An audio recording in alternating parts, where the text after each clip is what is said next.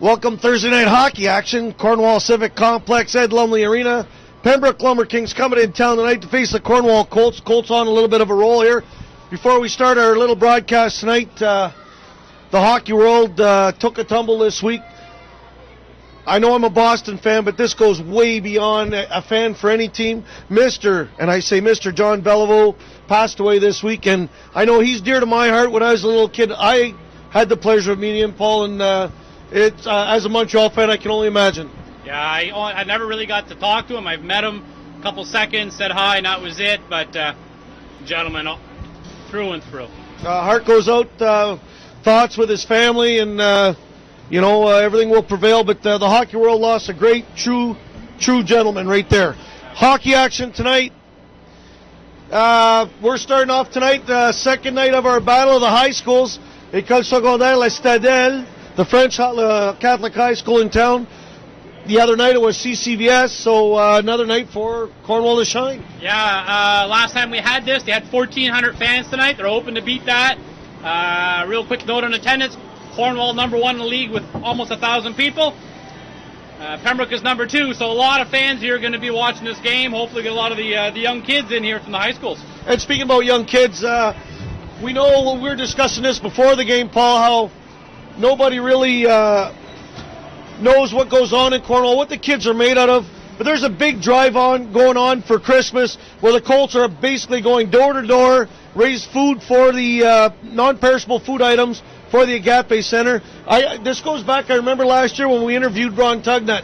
He was saying how much the kids are out in the local community. Well, there you have it. Your Cornwall Colts are, parents, if you're listening, and be proud of your boys.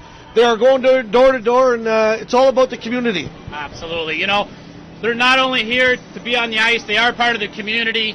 They're in homes in Cornwall, people boarding them, but they're also, you see them everywhere, and everybody talks about them, and it's great to see them in the community and involved. Great things. We don't talk about that enough. It's there's more to these kids than just the, and that goes to management to show these kids what it takes to be a hockey player. It's not just the on-ice product. It's caring about the community and where you're from. Yeah, the presence of community is very, very good for these teams. Very good for the community to have a presence like the Cornwall Colts involved in different things in the community. So around the league a little bit, Smith Falls Bears, they're creeping. Couple points behind us. They're also playing tonight in Canada, so we're going to keep that updated. Very crucial. Smith Falls coming from lower end of the standings earlier this year. They're creeping up very slowly, but for sure they're right on our tails. And big news, big trade today.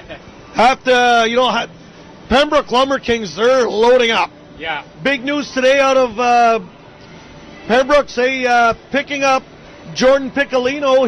He's flying in, I guess, tonight is what I had heard. He won't be good thing for tonight's game, but he should be in the lineup on the weekend for the Pembroke Lumber Kings. Very interesting. Pembroke with 2 strong goalies as is, and here they are picking up Jordan Piccolino, who's won the Bogart Cup with the Cornwall Colts 2 years ago, and last year, he played for a very strong team in Portage, so, there's lots of experience there. So Pembroke is loading up, getting ready to try to battle out with the Cornwall, the Ottawa, and of course Carleton Place Canadians. So all in all, it wasn't a bad week, last week. Nepean, real big come from behind, a lot of character win there. Down, I believe, was 3-0. 3 goals down, and Cornwall showing character, and fighting and coming back. Yeah, fighting, coming back, and won the game late in the third period. Tristan Eli with 1 big goal and a couple of assists in the third period, helping out Grant Cooper, who made a very strong presence for himself in that game. The game before against Cumberland, Tristan Eli with his second hat trick in November. So Tristan Eli coming strong. Sorry, I said Eli, but it's Eli.